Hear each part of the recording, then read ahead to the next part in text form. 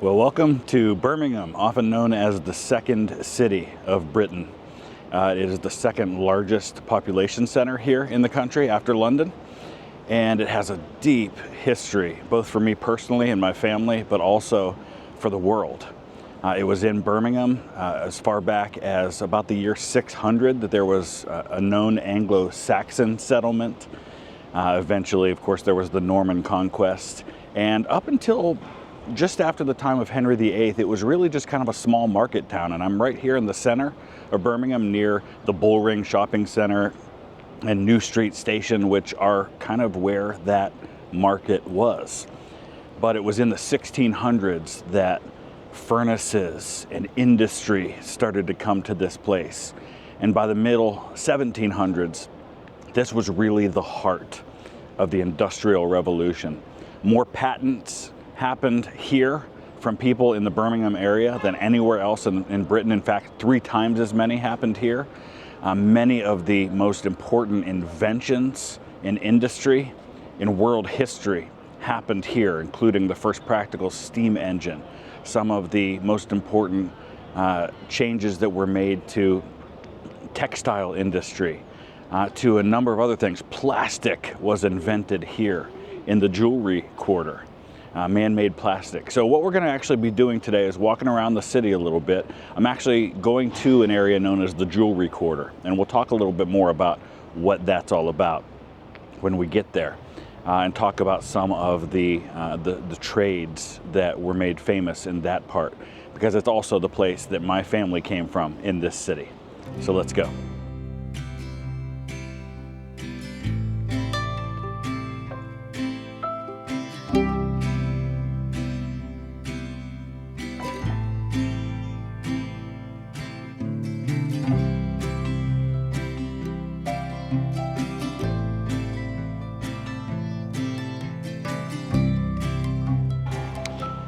This is St. Paul's Square here in Birmingham, just walking to the Jewellery Quarter right now. And like most old churchyards here in Britain, you'll find collections of graves. There's a few right here. There's a few more behind me, grave markers. The whole churchyard is probably a couple of acres, maybe 4 acres. And I can probably count about 20 to 30 grave markers, and there are easily tens of thousands of people buried in this open grass that you see here, including my 5th great-grandparents, Joseph and Mary Greenhill, who lived and died in this part of Birmingham.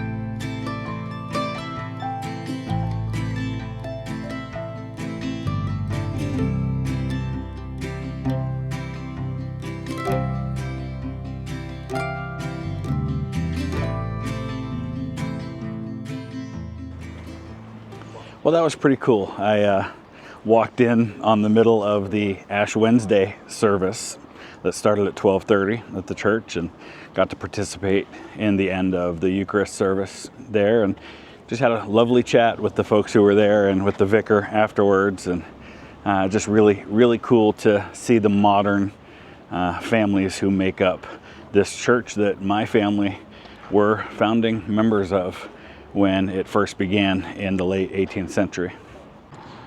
All right, so now I'm turning from St. Paul's Square, and I'm going to be heading into the Jewellery Quarter here, and we're on Caroline Street. My 5th great-grandmother lived with her daughter. She was a widow at that point, and she lived with her daughter and her daughter's family here on Caroline Street in the 1851 census. We're now walking right into the Jewellery Quarter. And you can see they do spell jewelry differently than we Americans do.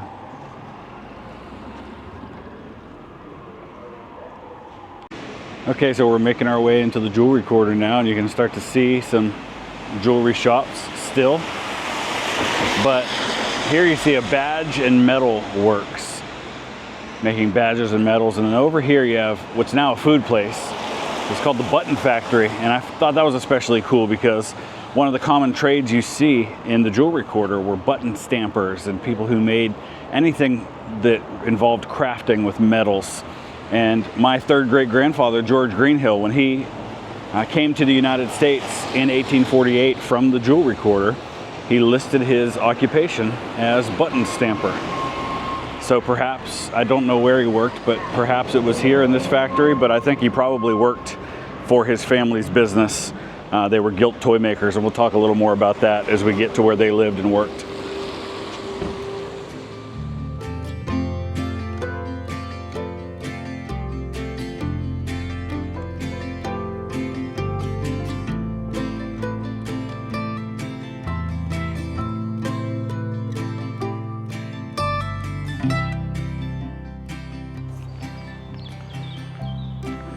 By the early to middle part of the 19th century, places like Birmingham were experiencing explosive growth because of the industry, because of the jobs, just because of the population growth and the improvements to health and medicine and hygiene and things like that.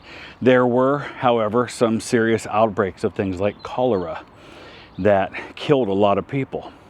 And many of the churches, the smaller and even larger ones, would have burying grounds on them, and those graves would get used over and over and over again throughout the centuries, to where even in a small couple of acres, you're going to have 30, 40, 50,000 people buried in some instances. But because of that explosion in population, by the 1830s, 1840s, you just couldn't reuse graves fast enough to handle the number of people who died, especially when there was a pandemic like cholera. And so a solution had to be found, and they began to open up cemeteries like Warstone Lane and Key Hill. Well, we're in the Warstone Lane Cemetery right now, which opened in 1848, and it was meant to relieve some of that pressure on the local church burying grounds. And it very quickly filled up as well. And so within less than 100 years, it became almost impossible to bury people even here. But unlike many of those cemeteries and churchyards, there are thousands of markers in this burying ground. And yet there are still tens of thousands more who are buried, like my family, who are buried here with no grave marker. The working class just couldn't afford that sort of thing, unfortunately. So here at the entrance to the Warstone Lane Cemetery in Birmingham, there's a cross of sacrifice, just like you would see in the cemeteries for the Great War and for World War II over in Europe, in the mainland. And this is a panel to remember those who are buried here, but who don't have a marked grave of their own.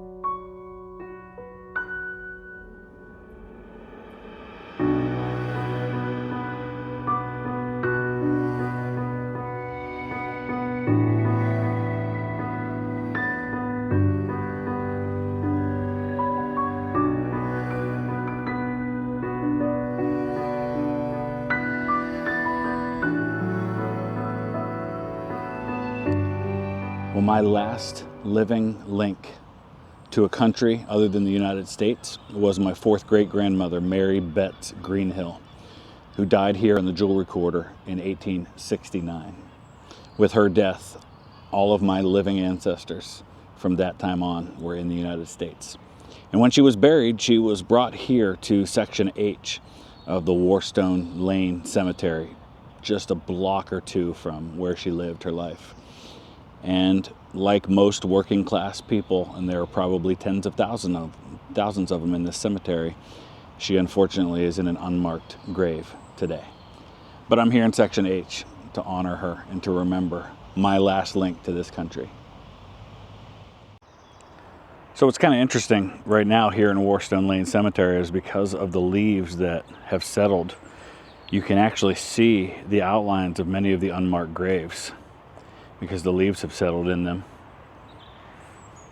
One of these may be my ancestors. So when this cemetery was created in 1848, there was a chapel here that was constructed for the funerals that took place in this cemetery. It was constructed and it was called St. Michael and All Angels Chapel. And it was part of the Church of England, so this was consecrated ground for the Church of England. Well, the chapel was heavily damaged, like much of this section of Birmingham during World War II because of German bombing. And because the cemetery was already running out of space and was rarely being used for funerals anymore, it was decided that the expense of rebuilding the chapel wasn't really one that made much sense. But today you can see an outline of the chapel. These stones mark where it once stood. It was a small chapel, but it was really just for funeral services. This grave marker is that of the very first burial in this cemetery. In fact, it says that right here. Young John Heath was buried in this cemetery on the 24th of August, 1848. He was not quite 7 years old. And he was the very first burial here. It was about 2 weeks after the cemetery was consecrated. So here's a particularly unique feature of Warstone Lane Cemetery. It's known as the Catacombs. And much of what you see right now is actually rather modern, including the railing and the fact that all of the entrances are blocked off with cement. So what happened was these catacombs were built, it was completed around the 1880s. And there was a brief period, maybe 30, 40, 50 years, where catacombs kind of became a thing that was popular among the wealthy here in places like Birmingham. And these vaults, rather than just being small vaults like you see right here, they actually run well underneath all of the other graves. So the chapel, which was up there, they ran well underneath that. So you're thinking, I mean, they go back pretty far in there. And there are hundreds of people buried in these vaults. Well, they were used as air raid shelters during the Second World War. And even some people were actually living inside of them because of the constant bombing of Birmingham, which was an important industrial center. So in the 1990s, they finally bricked up the entrances because there was a real problem with vandals. But it's a pretty popular place, and not everyone in here is wealthy. There was a church that had its vault removed where they had all their burials inside the church, and so they brought all of those coffins here and placed them in vaults. And the people who donated their bodies to science at the University of Birmingham had their bodies eventually interred in these vaults as well.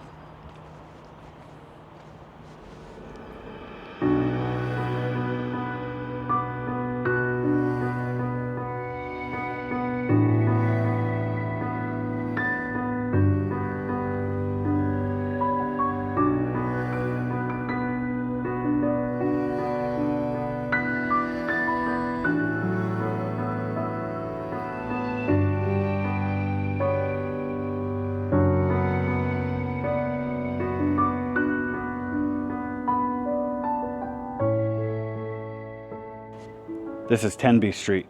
Behind me you see the door with the number 31. Well, 31 Tenby Street is important to my family because my fourth great grandparents, Joseph and Mary Greenhill, lived at 31 Tenby Street. They raised their son here. His name was Enoch at birth, and until he immigrated to the United States when he was in his 20s, he went by Enoch. For some reason, there are some suspicions about why, Enoch changed his name to George when he came to America, which was the name of his brother. And he went by George Greenhill for the rest of his life, my third great grandfather. But he grew up right here at 31 Tenby Street. Now, this is not the same building. Like much of Birmingham, it was probably destroyed during the Birmingham Blitz of World War II, or it was just torn down and reconstructed at some point. But this is the exact spot where my family lived. Pretty cool. So this is pretty cool. George Greenhill, my third great grandfather, he lived at 31 Tenby Street. When he immigrated to the United States in 1848, he listed his occupation as a button stamper. And right almost next door is a building with the name The Badge Works. Not sure if there's a connection, but it's a good possibility he worked right there. Well, this is 98 Carver Street. It's just around the corner from Tenby, where the Greenhill family lived. By the 1840s, they had purchased the property here, where they had their gilt toy manufacturing business. And in April of 1848, my fourth great grandfather, Joseph Greenhill, died here. The man who provided the information for his death certificate was his son Enoch, my third great grandfather, who placed his mark. He couldn't read or write. And a few months later, he went to America, never to return. He eventually changed his name to George when he was there, but the property did remain in the family until George's mother died in 1869. And at that point, the property was sold by her living children who were still here. So I suppose for those who are not members of my family or are not familiar with our family history, I should explain why I keep referring to my great-great-great-grandfather by two different names. See, he was born Enoch in February of 1826. We know that for sure. That was his name. That's the date that's on his tombstone in Kentucky. But he went by Enoch at least until his early 20s. In 1848, after his father died, he went to America. In August of that year, he arrived in New York. He was immediately, within a day or two of getting off the boat, he enlisted in the U.S. Dragoons. The officer who signed him up was a young Phil Kearny, who would go on to be a general in the Civil War. But like a day or two later, Enoch deserted from the Army. It may be that he needed that enlistment in order to be able to stay in the country. I don't know the details why he would enlist and then immediately desert the way that he did. But that's the last time Enoch shows up in records. In October of that year, there's a notice in a New York newspaper that there are some letters at the post office that haven't been picked up under the name Enoch Greenhill. And then he disappears. Can't find him anywhere in the 1850 census for the US. But soon after that, he married a young Elizabeth Bailey under the name George Greenhill in Carter County, Kentucky. And that was the name he was known by for the rest of his life. It's a mystery that we haven't fully solved, but most of us in the family who have done hardcore genealogy research all agree that Enoch and George are the same person under two different names.